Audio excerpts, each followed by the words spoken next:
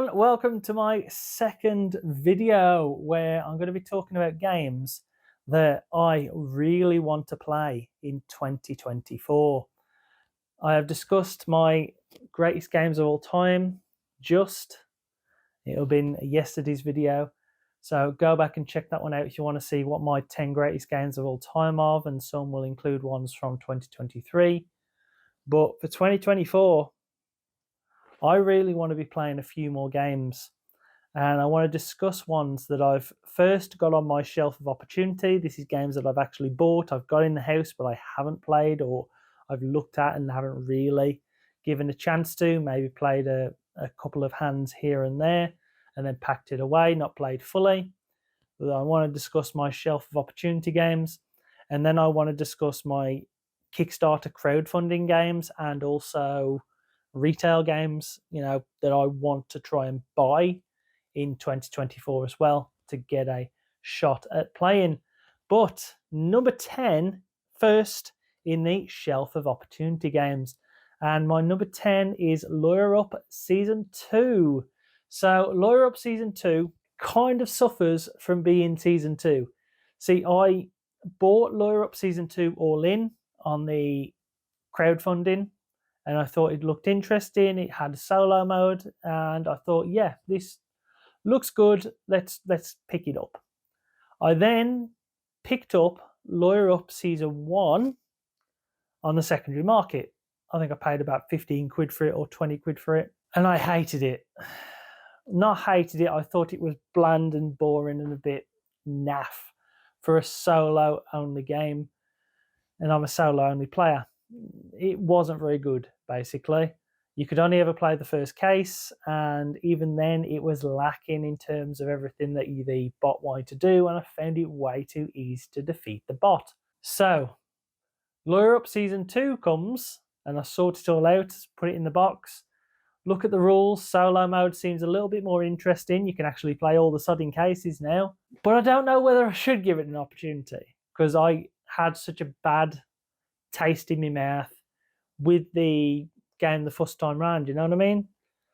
I don't know whether I should actually play this. I probably should play it and give it at least a chance, but I have watched I think it's Rolling Solo did a gameplay on it, and it didn't look that great. It didn't look like the type of game that I wanted it to be, and so I'm in two minds at the minute to whether to just sell it on, let someone else enjoy it. But it is on the shelf of opportunity, and it's my lowest on the list because technically I probably should give it a chance. Whether I do or not is another thing. Number 9 is DC Deck Building Injustice. I've had this now for 4 or 5 months, and it's still sat upstairs in shrink wrap. I think we're at the point now where I know that my lad likes to play the DC deck building game. That was why I bought the Injustice game, because I thought it might add a little back and forth between us where we're not just building the decks up and collecting points, we have to actually knock each other out and that one. I thought it might be a little bit more interesting for us to go against each other. My lad, not so much. I don't think he's really that bothered. I think because we've got the DC deck building game, I think he'd just rather get that out. And so the solo mode as well, which is from BGG, doesn't look that good for Injustice. And so I'm like, I probably have wasted 30 quid buying it. I do think, though, I would get my 30 quid back if I sold it. And so I think it probably should just be moved on, in all honesty. Probably should just sell it as is. And that's why this one's low down on the list for the shelf opportunity as well. Number 8 is Darkest Dungeon. Dear. I picked this up as an impulse buy. Basically, someone was selling it online and they could get rid of it. No one was interested in it whatsoever. They got it priced up for 150 quid, I think it was. And no one was interested. And I was like, sod now. I'm working now. I've got the money. Should I pick it up? Because I'll probably play it. And I did want to buy Darkest Dungeon before. And so I just sent a cheeky message to the bloke. I says, what's your best deal? I says, "Oh, I'm interested in this game. What's your best deal?" And he was like, "I'll do it you for 100 quid." Yeah, 100 quid, Darkest Dungeon, basically as the core box, the expansions, the Musketeer, and also the what's it called? Crimson Court. It's got all that. And I'm like, 100 quid? Yeah, I'll take it.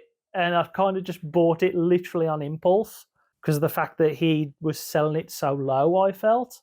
I was expecting to say, 140 or something like that. But he was like, no, I just want to get rid of it. I'm not interested. I hate Mythic. He was going on about the hate Mythic ranked. Shouldn't watch my channel on Six Seeds then. But anyway, he went fully on. I just want to be shot of it right now. I don't want it here. It's taking up too much space. I'm never going to play it. And so I bought it for 100 quid and it's been sat on my shelf ever since. I've not even looked at the rule book. I've not even watched any videos online about how to play it or anything like that. I guess I could sell it on for probably 150 quid if I wanted to. Deep down, I probably could easily make a bit of a profit on it, even if I sold it for 120, 130. It's still 130 quid, isn't it? Will I play it? I don't know. I'm in two minds. I do want to try it at least once. The trouble is with these campaign games is I've noticed is I just don't play them. And so I am very much a gamer, which is, if you see my top 10 list, play a game within an hour and a half and be done with it and just have fun and then go back and play it over and over again later on. I am a one and done gamer, not a campaign gamer. I suppose that's what you get from coming from war games, I suppose, always. So yeah, I am in two minds whether to just sell this as is, because it's all there. It's literally all there and it's all boxed up and very nice and everything. And I'm like, probably could make a bit of money from this. And it'd probably help me with my other purchases in future if I just kept it all as was. But I am thinking about giving it a shot. I'm just not sure when that will be, so I'm going to sit on it for now. Number 7 is another big, massive campaign game. It is basically Dungeons and Dragons with a campaign. It is Chronicles of Drunagor. Very much an impulse buy for me and a stupid impulse buy. I actually tried to get my money back on 2 occasions for this one, and both times they said no. I probably should have taken the hit and got my money back a lot sooner, because it's come and it fills the bedroom. It's literally all over our bedroom floor. It is a massive, massive game, and I don't think I've got the patience and the time to just put it on the table and run through a campaign. I really don't think I have. And so I'm like, I should probably just get rid of this and try and claim as much money back as I physically can. I mean, we paid about 600 odd quid for it, didn't we? With VAT and everything. Will I get that back? Because it's basically Chronicles of Drunagor and Age of Apocalypse, and it's basically the gameplay all in for everything. I don't know whether I'd actually get someone who would actually buy it from me. That's the problem. And so I might be stuck with it. And it'd just be a pain in the backside to post that thing. It'd be absolutely ridiculous. It'll cost you about 50 odd, 60 odd quid to post it, I would have thought. So you're talking collection only. Yeah, you really are pushing it out for getting your money back, I think. At that point, it looks fun, it looks intuitive. I would never play it though. I don't think I would. And so I'm like sat on a game which I don't think I'm ever going to play. Because if I want to play Dungeon Crawl, I'd play Massive Darkness 2. I haven't played Massive Darkness 2 in probably 18 months. Because dungeon crawlers tend not to be my thing. I haven't played Zombicide in probably 2 years. And if I played Zombicide, I would play Black Plague, which is my preferred way of playing. Yeah, I just don't think I play games like that. And it was a terrible impulse buy. I wish I could get my money back right now. And so it probably is best for me to just go, take it from me. But that is what it is. Let's see if anyone wants it, I suppose. It is on the shelf of Opportunity, though, if I ever want to just give it a try. I just don't think I'll ever get the time and the patience to put it myself into it, though. 6, we have Transformers, the deck building game. This was very much an impulse buy.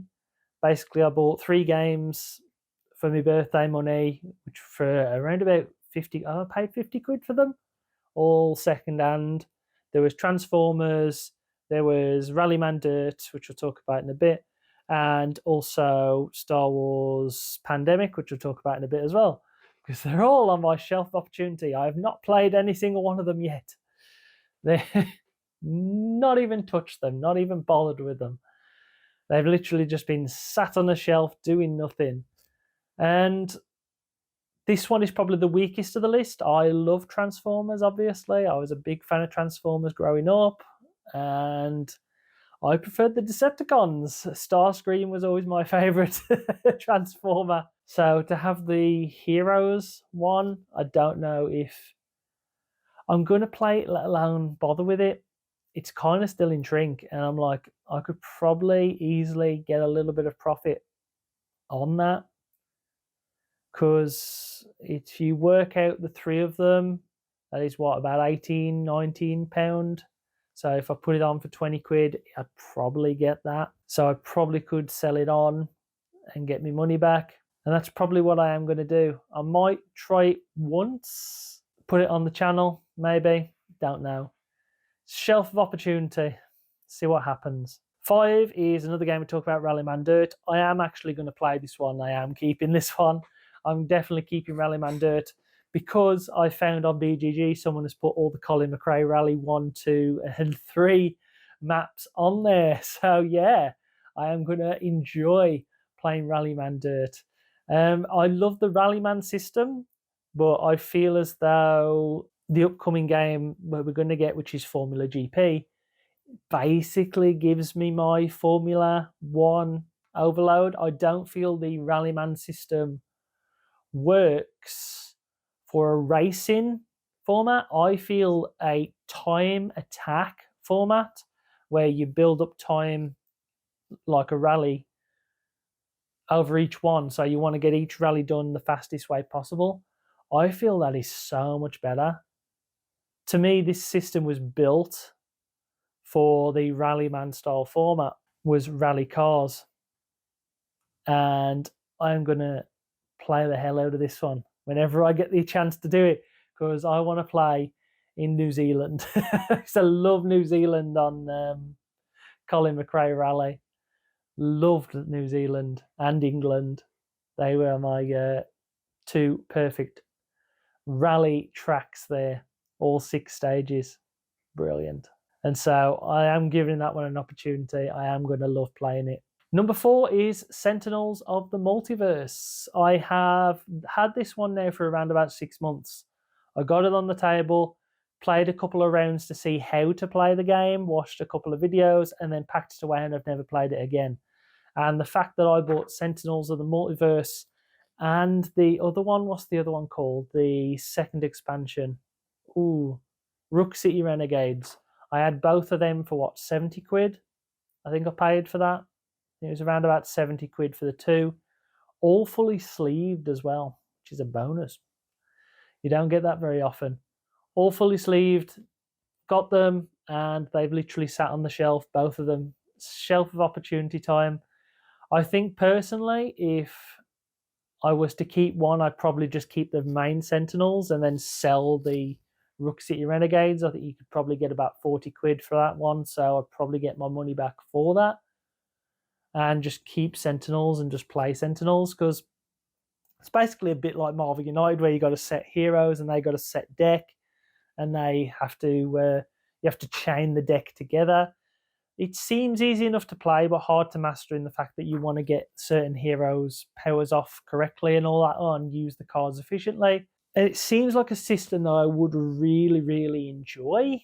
I just need to delve into it more, and I definitely need to put it on the channel to see how it, to show you all if I enjoy it, basically. Because I'm very interested in this one. This is why it's lower down on the list. I am more likely to play Sentinels of the Multiverse and put it on the channel and give it a better chance to shine. And I'll only play it solo, so I think solo features 3 heroes or 4 heroes, I'm not sure. I am actually looking forward to playing this one and giving it the opportunity it deserves. Number 3 is a game I bought just last week, and that is the Summoner Wars 2 Master Set. So if you saw the video last week, I had the starter set. Picked the starter set up for £7. The Master Set I picked up for, 30 odd, and that featured the 2 dwarf factions as well that had those in it. So yeah, I am excited to play that. I enjoyed the Summoner Wars system. My lad seems to enjoy it. I want to give it more of an opportunity than when I owned it before. When I owned it before, my lad wasn't interested. And so I was literally just playing against myself, and I only played it a couple of times, and then Super Fantasy Brawl arrived. And so I was like, if I'm going to play one or the other, I would prefer to play Super Fantasy Brawl. I can see now there's a bigger distinction, the fact that it is a different game type to Super Fantasy Brawl, and so I actually want to play it more. I want to add some of the army lists, some of the new factions. I especially like the look of the birds. They're like pigeons. Quite like the look of the pigeon faction. That looks really distinctive and really different, and I want to give it an opportunity to shine this time round. And hopefully my lad will enjoy playing it with me as well, and I can also play solo against both sides to the best of their abilities. Number 2 is a game I had before and got rid of, and that is Final Girl. So I bought someone's Season 2 All-In.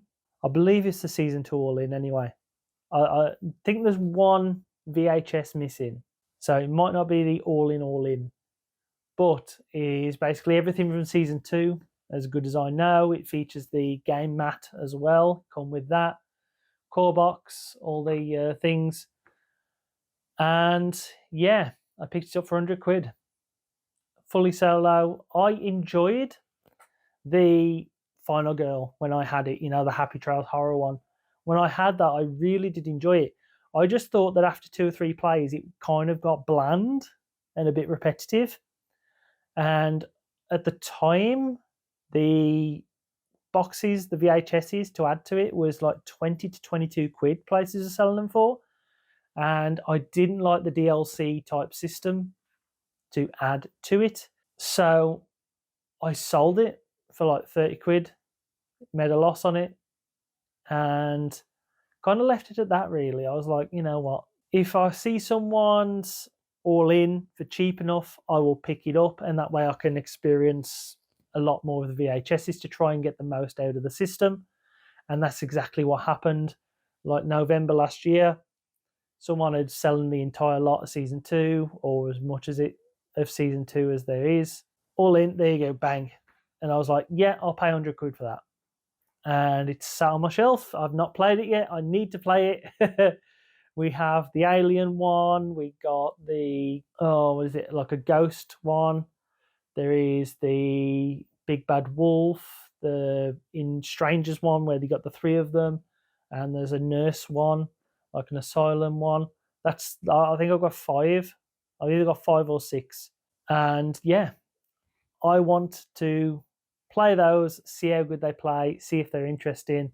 I really want to enjoy the Final Girl system. At its core, it seemed really good. I like the fact that as I was playing and when I did that video on it, that gameplay video, it felt like a film. It felt like a movie experience where someone had been killed and it was like, okay, you're going around trying to save everybody that you can, and people dying all around you. And I think I had my girlfriend at the time die literally right in my arms. And that felt very thematic because the place was on fire then as well. And so it was literally like a face-off between the Final Girl and the main boss, and literally chopped his head off. It was fun. It was very thematic. I think they have crafted a very nice system. it just kind of got a bit bland and repetitive on further playthroughs with only one core box.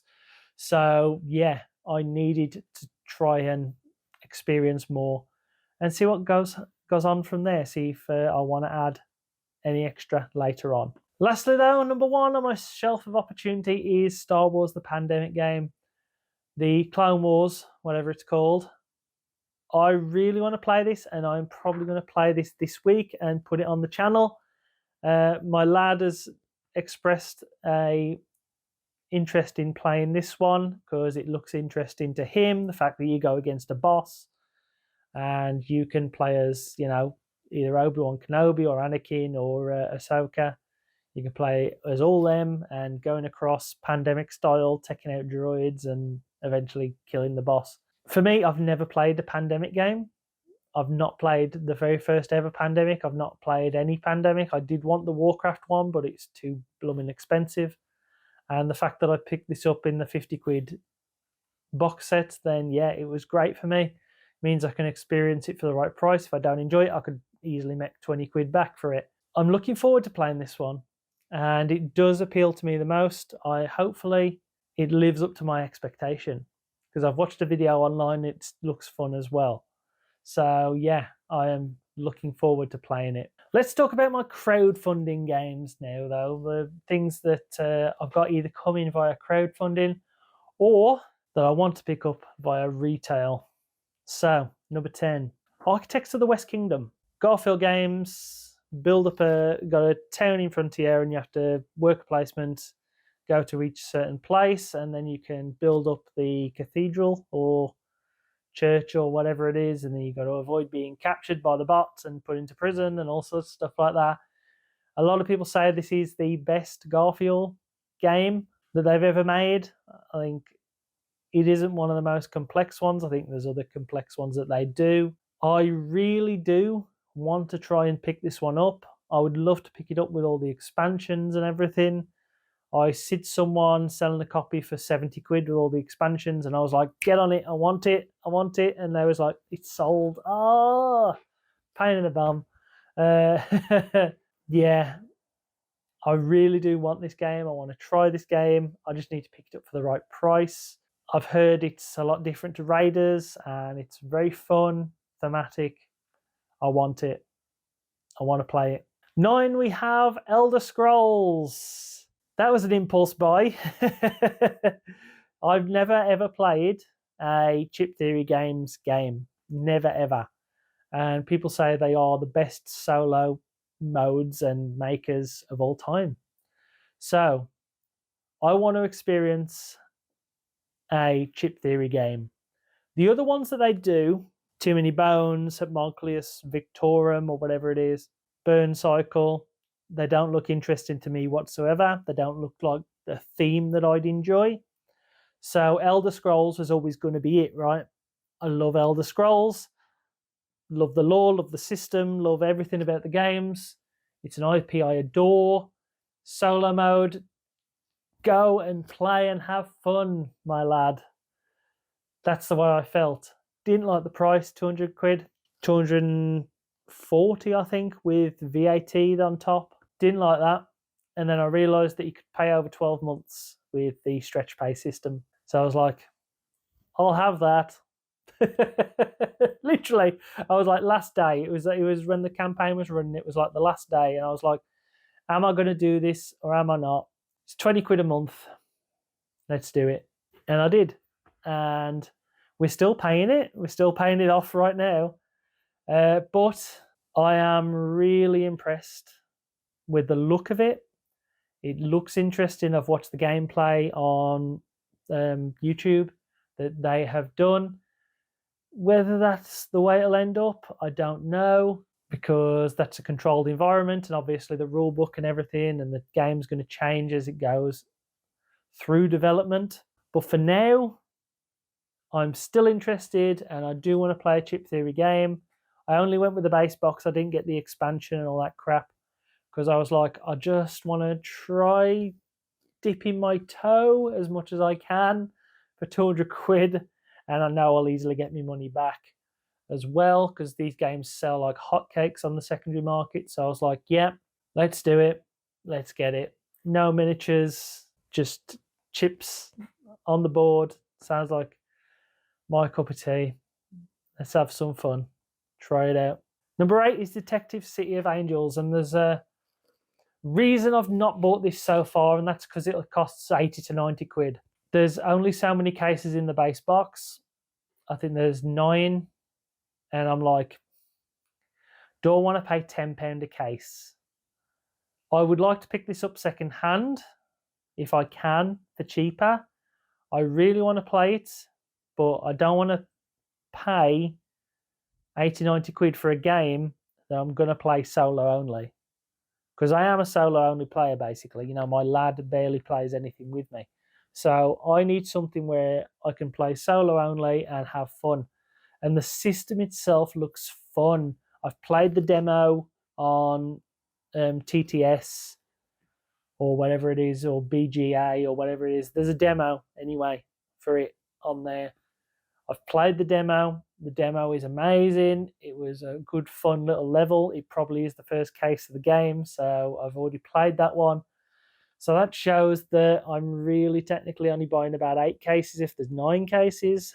So yeah, that puts the price up even more. And I think it's too expensive for what it is. If I can try and pick up a second-hand copy, I saw a second-hand copy recently for 50 quid, but it was like collection only from London. It was like, curse you. No chance I can do that. I really want to try this because it looks like a great system where you go through so much of the day and investigate the case, and you have to interrogate people and arrest people and that one. Oh, it looks like LA Noire, the board game, basically. And I loved LA Noire. So yeah, I want to play this game. I just don't think the price is right for me. Number 7 is another one where I don't think the price is right. That is Hadrian's Wall. Oh my God, I so want this game, but I don't want to pay 40 quid for it. 40 quid at a price point or even higher, because some places sell this for like 50, is ridiculous for what I think is just a few sheets of paper. You know, I think it is utterly ridiculous for a few sheets of paper and a few bits of card. If I could pick it up for 25 to 30 quid, I would in an instant just buy it.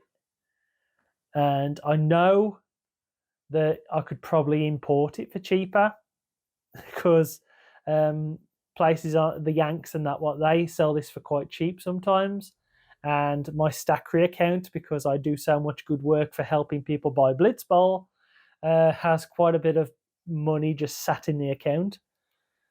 So I could just buy it from the Yanks because you can pick it up for around about 25 to 30 quid from there, and I'd get it free postage, obviously, because I'd post it to Stackery and then Stackery posted it to me for free. So there is that way I could do it, but I'm just like, do I really still want to pay that much for it and go through the hassle of maybe paying import fees and everything potentially on top when I could pick it up for 40, 50 quid over here? So it's like that little bit of a middle ground, paying for that premium for what is essentially a few stacks of paper.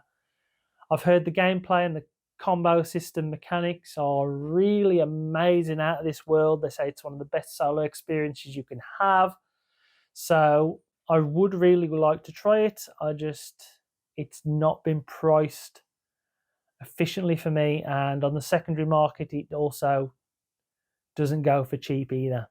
So yeah, it's one of them that I'd like to get, but I know that I most likely won't. Number 6 is Ascendancy. I backed this on the last day of the campaign as well. It's a solo 4X game where you've got asymmetric factions and you can level up your factions and everything, and it's got like a campaign and all that tacked into the board. I picked this one up because I heard it was solo from the ground up. So it was built as solo and then multiplayer was tacked on, where usually it's multiplayer first and then solo is tacked on. And I would like to try a 4X game. I haven't got a really good 4X game. bit of area control as well, bit of worker placement. It feels more like a worker placement game than a 4X area control game, but it looks fun. I've only backed the cheapest box that they had. I think it was 80 quid, the cheapest box they had. I think it was 80 quid, and then because of stretch pay and that one, I stretched it out, and I think it worked out to about 10 quid a month or something like that. I didn't want the miniatures. They looked okay, but I'm not that bothered about miniatures. Standees will do for me, or the little token chips, whatever they will do for me brilliantly. I didn't want all the deluxe components and everything like that. Didn't bother me at all. If I want to play this game, it would just be like put it on the table and just play it for a couple of hours. I've heard it does run a little bit long if you play over the 9 ages, but it looks like a great little system for me. And I took a punt on it, and I'm excited to play it. Hopefully it delivers in the summer. I think they're going to be delivering in the summer time, so hopefully I'll have enough time to play it then. But I do think it looks like a very nifty little system, and a little bit of fun where I can try all the factions out, a bit like Scarface, try everything out here and there, and come back to it without having a big campaign game overarching. If I want to do the little campaign in the process, that's a separate part. That's what I enjoy about it. You can play it either way, and that's why I basically went for it, and I'm excited for it. If a little tentative, it is, have I got time to play it, and is it going to run a little bit long? Number 5, top 5, Six Siege. Everyone knows my thoughts on Six Siege and whatever Mythic have done. I can understand people where they come from, but as I said during my video, just pay the premium that they want you to do. You could even decrease it so you could just have the core set if you wanted, and just get a game and see if it is. And technically on the secondary market, this one should sell quite well. You would get your money back. For a lot of people, I said at the time, sell your free skins that they give you when you back the campaign the first time, and you should get the vast majority of your contribution money into there, if not all of it. Some people, they made a big premium on their skins where they could pay for their contribution and have money in excess left over. There was things you could have done to alleviate the stress. A lot of people were like, oh no, they're going to go bankrupt, they're not going to make the game. They were always going to make this game. It's an IP game. They are contractually obliged to make it. Same as Darkest Dungeon, they are contractually obliged to make it. Darkest Dungeon was worse because Red Hook gave them money beforehand, and you can bet when they gave them money, they put a thing on that contract like, you have to deliver everything that you have promised. Otherwise we'll be suing the hell out of you. Because I was only in for Six Siege, I found it much easier to go for. If you were in for Hell the Last Saga and Monster Apocalypse and Anastia and all that lot, you're probably not going to get them games. I'm going to say this out right now. I think Mythic Games are going to go bump as soon as they've done Six Siege and Darkest Dungeon. I think as soon as they get their contractual obligations out the way, I think they are probably going to go bump. I think that's the way they're going, the way of the dodo. But they still make really great games. They really do. I love Super Fantasy Brawl. They did the Mythic Battles system along with Monolith. Solomon Kane gets so much praise. I personally think Six Siege will be amazing. You can play it on TTS fully, and it is amazing. And it's going to be a great little skirmish game. It is what it is, isn't it? I would rather have paid for what I paid, which was 60 quid. I basically paid 60 quid because the 60 quid I had to pay for the contribution was from selling the skins. So I had 60 quid extra on top of the 100 and something I paid. Is it worth 200 quid? it probably will be for me personally, because I know I'll play it. I'll just play both sides together. I really enjoy the system. I think it's a great little shooter.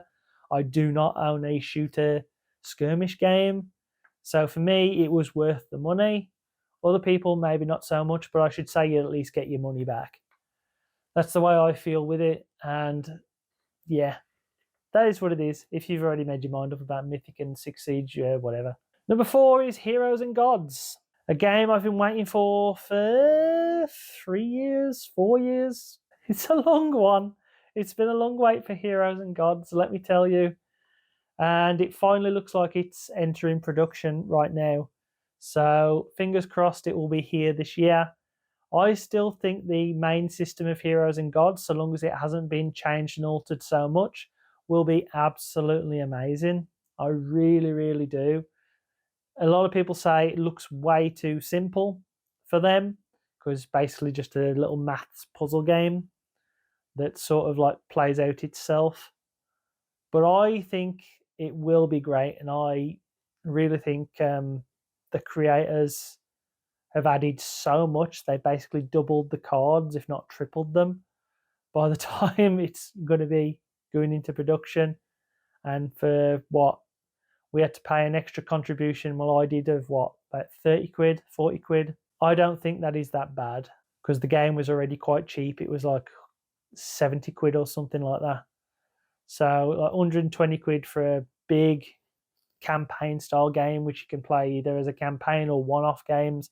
And it's all card based, no miniatures. Everything is there where you can play as one hero and just solo through the entire lot. Yeah, I'm excited for this one. I have been for the last 3 years. I really want to play it and I can't wait to receive it. Number 3 is Formula GP. I was one of the lucky people. There wasn't many. I think there was about 2 people who got the prototype copy. I've still got the prototype copy. It's upstairs. And I do like to play it as a prototype copy. I am super, super excited for this game because it's Formula One. Love Formula One. Absolutely adore Formula One. Have ever since I see the Ayrton Senna race in the early 90s. Always adored Formula One. Yes, it's obviously in the modern age, it's gone through its boring periods where we had Mercedes domination, and now we're going to go through the Red Bull domination period. But I love Formula One. I love the races. I'm a massive McLaren fan because of David Coulthard, Jenson Button. Oh, the heydays, eh? That was when I got interested big time in Formula One. You know, Mika Hakkinen, all that lot, going against Michael Schumacher, angering him. Obviously love Williams as well because of Damon Hill and Nigel Mansell. Met Nigel Mansell once.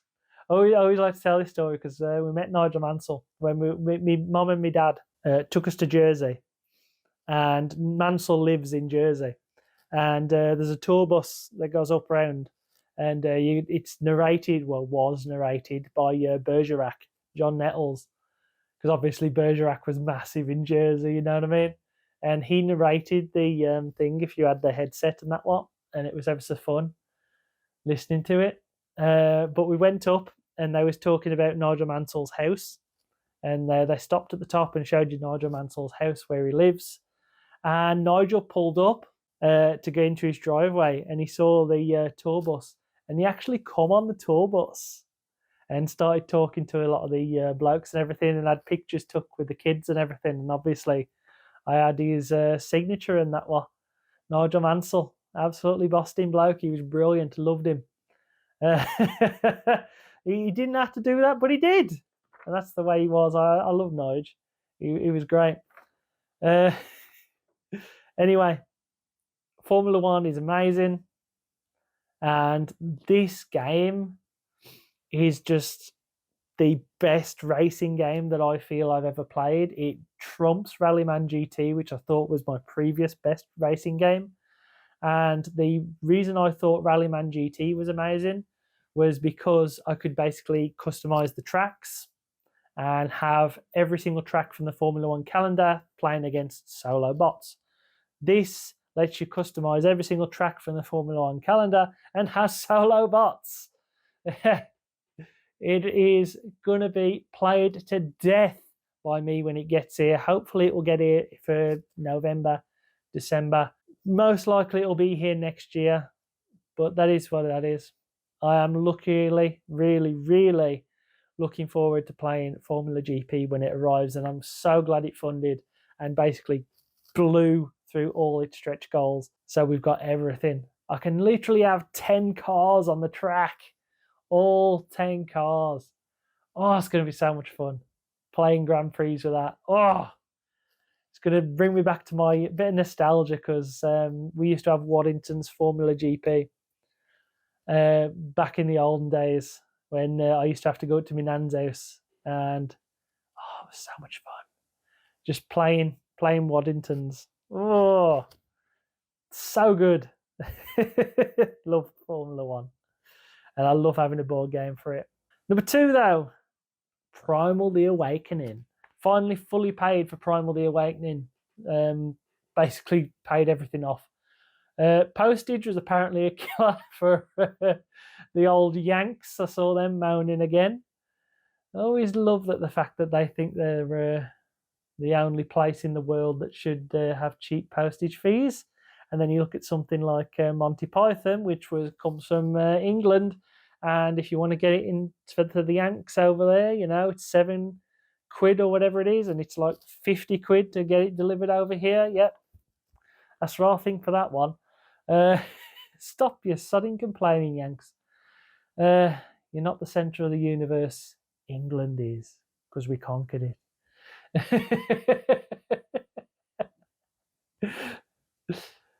Anyway, I am really looking forward to Primal. It's basically Monster Hunter the game. I've only gone for the core box because I feel that there's enough there in that core box to just play hunting monsters. That's all I want to do. Hunt you. Just go through the entire lot of monsters, doing a little bit of leveling up here and there, not feeling like a campaign. That's the one thing I feel Primal doesn't feel like. From looking at it, doesn't feel like a campaign, even though it is, because it's just basically you on a board with the monsters, then you get a little bit of level ups, like if you was playing Monster Hunter, which is you grab bones and all sorts of stuff from the monster you've hunted, take it back, and then grind their bones to dust for currency to improve your weapons so you can kill things better. It's such a terrible game, really. Think about it like that. Oh, Peter would have a field day. Either way, I love the Monster Hunter system. The Steamforged one, which is obviously delivered, looks crap because it's Steamforged. I dislike Steamforged. They are terrible. They just don't make good games whatsoever. They make pretty little games. Don't mean they play good. This one at least looks good. Looks like it plays really good. Played the demo on TTS. It is really, really great. Can't wait to play it. I'm excited to bring it to the channel. Number 1, though, the game that I desperately want to play in 2024, and I need to sell some of my games to pick this one up, Ark Nova. I only want to play base Ark Nova. I know it's been expanded upon right now. I just want to play base Ark Nova solo, or either against the Arno bot or against the normal solo mode that's on it. Everyone raves about this game. It looks amazing. As someone who loves Brass Brum like myself, number 1 game of all time for me, I think Ark Nova is going to be absolutely amazing. It's going to tick all my boxes for what I want in a good solo game. It looks amazing. The fact that it's got a zoo as well, where you can build up your zoo. I can imagine I'm building up Dudley Zoo.